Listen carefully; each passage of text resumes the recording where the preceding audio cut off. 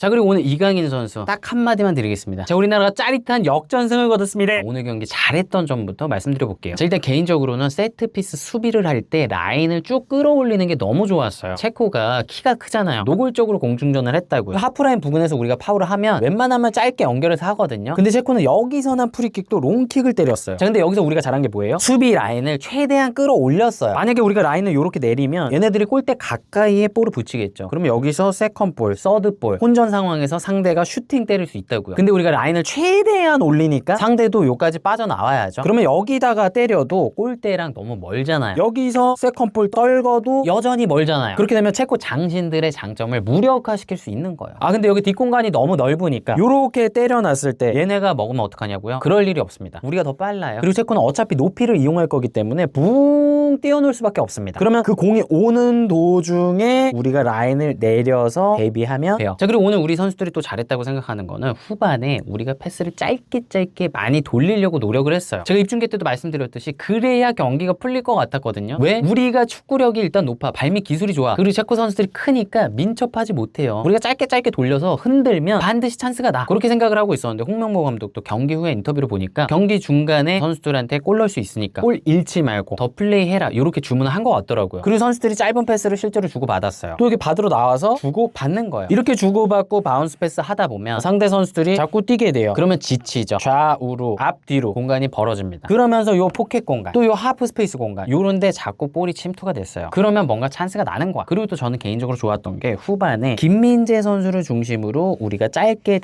후방 빌드업을 했어요. 근데 이게 왜 좋았냐? 체코가 오늘 애매한 전방 압박을 했습니다. 이 세 명의 공격 자원들이 김민재 선수가 짧게 돌릴 때 쭉쭉 끌려 나와요. 그렇게 되면 어떻게 돼요? 상대 공격 라인이랑 미드필더 라인이 벌어집니다. 그러면 우리 미드필더들이 편하게 받을 수 있죠.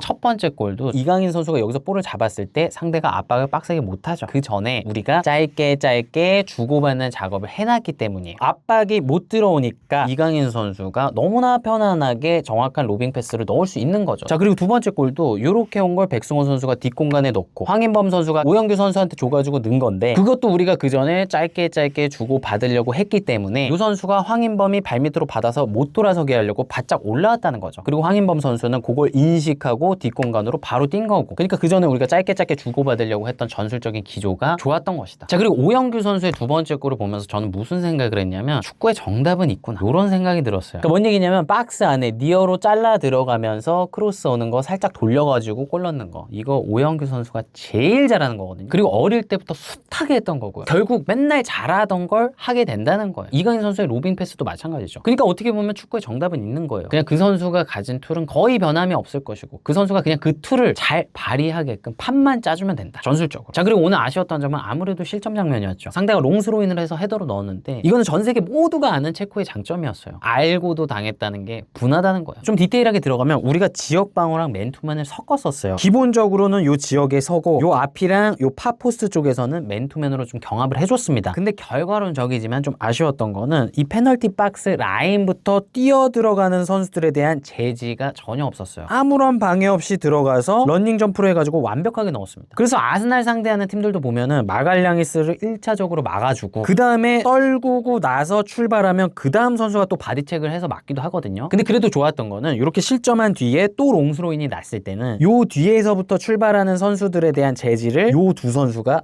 해줬어요. 그래도 따라가면서 뒤에서 손으로 살짝 밀면서 방해를 해줬다고요. 물론 그때 흘러가지고 김승규 선수가 멋진 선방을 해서 우리를 구해줬지만은. 자, 그리고 오늘 저는 그런 생각을 했어요. 제가 항상 말씀드리는 그 정발 윙백, 오늘도 이태석 선수 왼쪽, 서령호 선수 오른쪽에 놨는데 물론 이 선택에 저도 이해는 갑니다. 월드컵이잖아요. 일단 안정적인 게 중요하잖아요. 그러니까 이태석, 서령호 원래 풀백인 선수들을 놓고 일단 수비부터 안정적으로 가져가고 기회를 엿보자, 요런 세팅인 건데 저는 어떤 생각을 하냐면 아무래도 오른발을 쓰는 선수가 여기에 있는 것이 공격적으로 더 선택지가 많아요. 감독이 하는 일이라는 게 결국에 이 팀의 밸런스를 맞추는 거잖아요. 여기가 극단적인 공격, 극단적인 수비라고 했을 때 오늘 우리가 무게추를 어느 정도로 조절할 것인가. 제가 지금 느끼는 건 우리가 좀 수비적으로 하고 있다. 근데 조금 덜 안정적이어도 되지 않을까. 왜냐하면 우리 선수들의 능력이 저는 좋다고 봐요. 주도적인 축구 충분히 할 수 있다고 생각해요. 그러니까 저는 반대발 윙백 놓고 미드필더 숫자도 좀 늘리고 그렇게 해서 이 선수들 선수들이 자신들이 가진 재능을 조금 더 자유롭게 유연하게 창의적으로 발휘할 수 있도록 해주면 어떨까. 상대를 괴롭힘으로써 그냥 가서 골 넣어버림으로써 우리가 승률을 높일 수도 있는 거니까요. 결국에 월드컵 8강 4강 결승 올라가는 팀들은 주도적인 축구를 하는 팀이에요. 창이 날카로운 팀이에요. 근데 지금은 너무 조심스럽다. 물론 카타르 월드컵 때처럼 브라질 같은 상대를 만난다? 그러면 기본적으로 내리는 게 맞긴 해요. 하지만 지금보다는 밸런스의 추를 조금만 더 공격적으로 그렇게 하는 것이 우리를 더 높이 올라가게 하지 않을까. 자, 그리고 오늘 이강인 선수 딱 한마디만 드리겠습니다. 제발 다치지 마세요. 제발 부탁드립니다. 마사지 많이 받으시고 슬리퍼 신지 마시고 혹시나 족저근막염 올 수 있으니까. 자, 그리고 김민재 선수, 김민재 낳아주신 부모님 감사드립니다.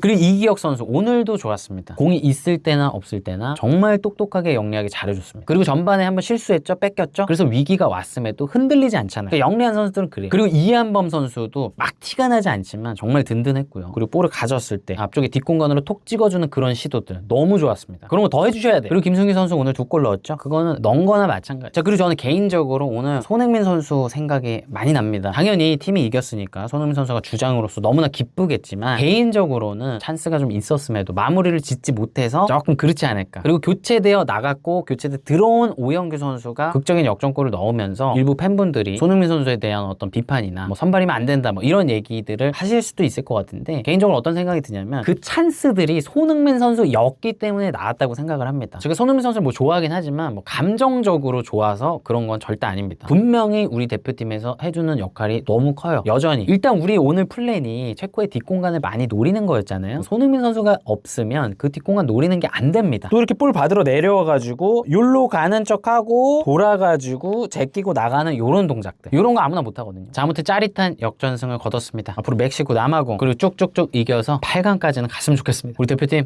화이팅입니다.